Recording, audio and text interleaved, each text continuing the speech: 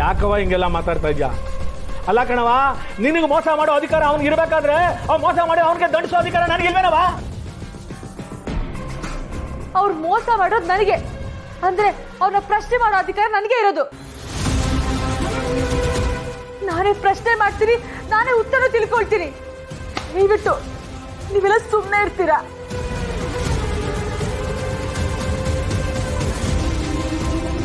ಹೇಳು ಹರಿ, ಯಾಕೆ ಸುಳ್ಳು ಹೇಳಿದೆ?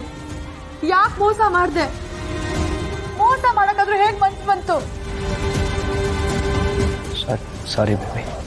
ನನಗೆ ಸಾರಿ ಬೇಕಾಗಿಲ್ಲ. ನಾನು ಕೇಳಿದ ಪ್ರಶ್ನೆಗೆ ಉತ್ತರ ಬೇಕು. ಹೇಳು. ಅಲ್ಲ, ನಿನಗೂ ಗೊತ್ತು, ಎಲ್ರಿಗೂ ಗೊತ್ತು, ನಾನು ಬೇರೆಯವ್ರ ಕೈ ಕೆಳಗೆ ಕೆಲಸ ಮಾಡೋಕ್ಕೆ ನನಗೆ ಇಷ್ಟ ಇಲ್ಲ.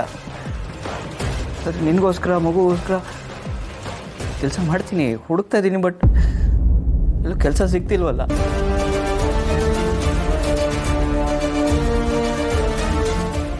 ನೀನು ನೋಡಿದ್ರೆ ಪ್ರತಿದಿನ, ಪ್ರತಿ ಗಂಟೆ, ಪ್ರತಿ ಗಳಿಗೆ, ಪ್ರತಿ ನಿಮಿಷ, ಪ್ರತಿ ಕ್ಷಣ ಕೆಲ್ಸಕ್ಕೆ ಹೋಗು ಅಂತ ಫೋರ್ಸ್ ಮಾಡಿದ್ರೆ, ಅಲ್ಲ, ನನಗಿರೋ ಎಕ್ಸ್ಪೀರಿಯನ್ಸ್ಗೆ ಎಲ್ಲೂ ಕೆಲಸ ಸಿಗ್ತಾ ಇಲ್ಲ.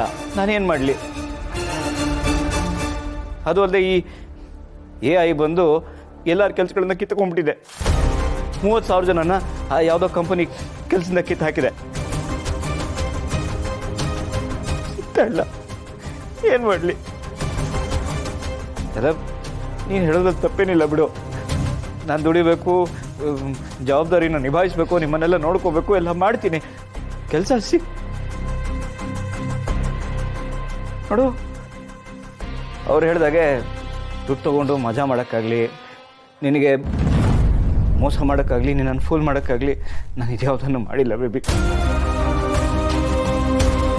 ಕೆಲಸ ಸಿಕ್ಕಿದೆ ಅಂತ ಹೇಳಿದ್ರೆ ನೀನು ಒಂದು ಸ್ವಲ್ಪನಾದ್ರೂ ಸಂತೋಷ ಸಿಗುತ್ತೆ, ಒಂದಷ್ಟು ದಿನನಾದರೂ ಸಂತೋಷ ಹೋಗುತ್ತೆ ಅಂತ ಅಷ್ಟೇ. ಹೀಗೆ ಮಾಡಿದ್ದು ಏನೇನು ಆಗೋಯ್ತು. ಸಾರಿ, ಕ್ಷಮಿಸ್ಬೇಕಾ? ಇನ್ನು ಎಷ್ಟು ಸಲ ಕ್ಷಮಿಸ್ಬೇಕು? ಸಾರಿಗೆ, ಕ್ಷಮೆಗೆ ಹತ್ರ ವ್ಯಾಲ್ಯೂನೇ ಇಲ್ಲ. ಈ ಸಲ ಈ ತರ ಮಾಡ್ಕೊಂಬರೋದು, ನನ್ನ ಹತ್ರ ಕ್ಷಮೆ ಕೇಳೋದು, ನಂಗೆ ಕ್ಷಮಿಸೋದು, ತಿರ್ಗಾ ರಿಪೀಟ್.